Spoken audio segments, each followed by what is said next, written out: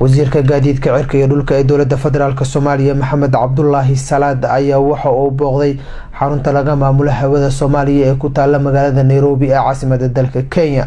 wafdiga uu hogaaminayay wasiirka ayaa ugu horeyn waxa ay kulan la qaateen mas'uuliyiin ay ka mid tahay madaxa xiriirka mashruuca ee ECAO waxa ayna kulamadaasi inta badan ku aadanayd sida ay wada shaqeyn inta laga wareejinayo barnaamijka hawada Soomaaliya ay u yeelan lahaayeen dowladda federaalka Soomaaliya iyo waliba hay'adan hadda gacanta ku haysa hawada Soomaaliya. intaas kadib waxa uu wasiirka iyo wafdiga la socday la geeyay qaybaha kala duwan ee laga hago hawada Soomaaliya. sidoo kale markay u soo dhamaatay ayaa waxa uu wasiir Maxamed Cabdullaahi Salaad uu kulan wada tashi la qaatay shaqaalaha guud ee ka howlgala halkaasi waxa uuna hawada Soomaaliya uu sheegay in hadda wixii ka dambeeyay laga wareejin doono isla markaasna la gelin doono gacanta dowladda federaalka Soomaaliya. shaqada aad haysiin waxa laga hayay muddo dheer ayaa waxa laga hayay dibadda Soomaaliya. wadankan waxa laga bilaabay sidii burburkii dowladdii hore ee Soomaaliya ilaa ay hadda shaqaalaha waxay joogaan Nairobi ayaa shaqadu ka socotaa. shaqo wanaagsan runtii xafiiskiina wuu qabtay, shaqaalihiina waad qabateen. shaqo aad iyo aad muhiim u ah Soomaaliyana waad haysiin, waxaanad ka haysiin wadanka dibaddiisa ayadoo ay duruufo keeneen awgeed. hadda sida aad wararka ku maqashiin markasta waxaad maqashiin in Soomaaliya dowladda Soomaaliya iyo hay'adda ECAO ay isku afgaran la yihiin maamulka hawada Soomaaliya.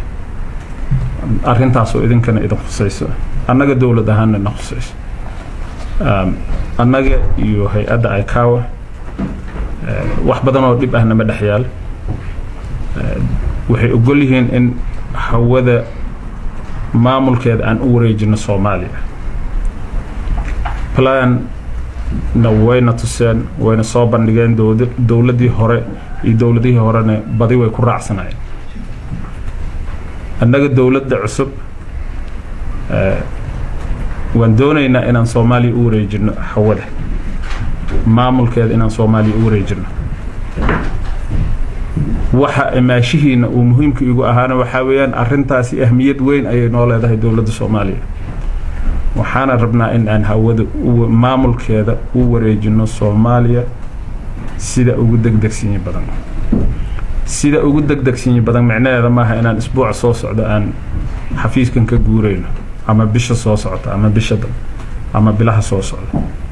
waxa weeyaan si systematic ah annaga oo dadkiina professionalska la tashanayno, idinka oo dadkii shaqada soo hayay iyo annaga plan isku aadan oo maamulka hawada aanan khalkhal gelinaynin oo improve gareynaya ayaa waxaan rabnaa inaan serviceka aad qabataan ee Nairobi ka qabataan iyo mid ka horeeya inaan ka qabano Muqdisho. dhinaca kale madaxa xiriirka mashruuca ECAO ayaa sheegtay in dowladda Soomaaliya kala shaqeyn doonto sidii tababar loogu sameyn lahaa shaqaalaha ka howlgala xarunta laga maamulo hawada Soomaaliya. We are very much pleased to hear your speech. Thank you so much. On behalf of FIS, we have set our heart completely to make sure that the transition plan to hand over the control of airspace back to Mogadishu is accomplished, and it is done in a systematic and in a professional way. And we want to do that as professionals to ensure that when this transition plan has been done, the handing over has been done, Somalia Flight Information Region is at par with other African countries within the Afi continent. And let me assure you, you have the think tank in this project, and they are ready to do that. dowladda Soomaaliya hadii ay la wareegto hawada Soomaaliya waxa ay rajo fiican u noqonaysaa dhalinyaro Soomaaliyeed oo hadda shaqo la'aan ay ku hayso gudaha dalka Soomaaliya. dhawaan ayayna ahayd markii dowladda Soomaaliya qalab u socday hay'adda ECAO ay maamusho hawada Soomaaliya ay la wareegtay qalabkaasi, isla markaasina dowladda ay sheegtay in qalabku uu yaali doono magaalada Muqdisho ee caasimadda Soomaaliya, isla markaasina dowladdu ka rajo weyn tahay in guud ahaan hawada Soomaaliya laga maamulo magaalada Muqdisho ee caasimadda Soomaaliya.